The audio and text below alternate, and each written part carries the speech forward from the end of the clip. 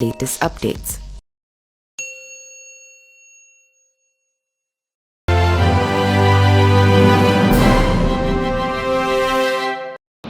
नमस्कार, मेरा नाम पिंटू सिंह यादव है और आप देखना शुरू कर चुके हैं न्यूज़ लाइव।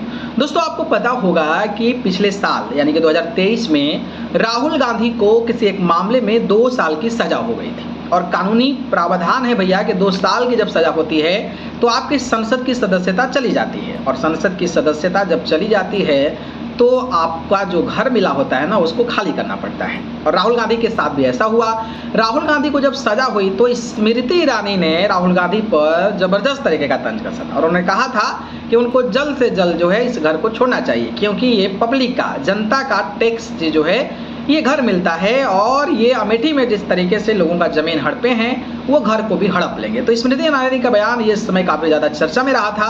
हालांकि उस समय राहुल गांधी ने कुछ भी नहीं बोला, लेकिन आपको पता होगा कि भैया समय का पहिया और समय का चक्कर जब चलता है ना तो बड़े बड़े दिग्गज मात खा जाते हैं। अब स्मृति ईरानी का बुरा हाल है। स्मृति ईरानी बोलने लायक तक नहीं है और स्मृति ईरानी अब अपनी मुँह तक नहीं दिखा रहे हैं। जी हाँ, वो अमेठी से राहुल गांधी के जो पीए रह चुके हैं उनसे चुनाव हार चुकी हैं और कोई 10, 15, 20, 40, 50, 60 हज़ार वोटों से नहीं बल्कि 2 लाख के तकरीबन में वोटों से स्मृति ईरानी हार गई है और हारने के बाद वो मुंह दिखाने लायक बिल्कुल भी नहीं है। लेकिन अब आपको पता ही हैगा कि भैया वो पूर्व सांसद बन चुकी हैं, अब पूर्व मंत्री बन चुकी हैं और पूर्व मंत्री और पूर्व सांसद बन चुकी हैं तो उनका घर तो खाली कराना पड़ेगा।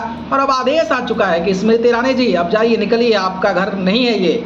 और राहुल गांधी को चेतावनी और चुनौती देने वाली स्मृति ईरानी पर अब जो दर्शक हैं, जो जनता है ना, वो जमकर मजे ले रही है और कह रही है कि इतना बड़बड़ नहीं बोलना चाहिए, समय का पहिया कब किसके पक्ष में आ जाए, इसलिए कोई भी चीज़ है तो खामोशी से उस चीज़ को स्वीकार करिए और आप जो अपना काम कर रहे हैं उसमें आगे बढ़िए। लेकिन स्मृति ईरानी तो बड़बड़ बोलती रहती हैं और बड़बड़ बोलने का यही नतीजा रहा कि आज स्मृति ईरानी को अमेठी के लोगों ने धक्का मारकर भगा दिया और अब बंगला भी खाली किया जा रहा है। भले ही मोदी की सरकार है लेकिन इसके बावजूद भी स्मृति ईरानी को बंगला खाली करना पड़ेगा। तो इसलिए कहा जाता है कि राजनीति में आपको बच के चलना है, बोलना ज़्यादा नहीं है। कोई भी चीज़ें होती है तो उस पर बहुत ज़्यादा बड़बोलेपन नहीं दिखाना है, क्योंकि समय का पहिया जब चलता है तो आपको खुद ब खुद जवाब मिल जाता है। बाकी स्मृति ईरानी को जिस तरीके से अमेठी के लोगों ने तमाचा दिया है और ऊपर से अब बंगला खाली करने का जो है नोटिस आ गया है, इस पर आप क्या सोचते हैं कमेंट बॉक्स में दें। धन्यवाद।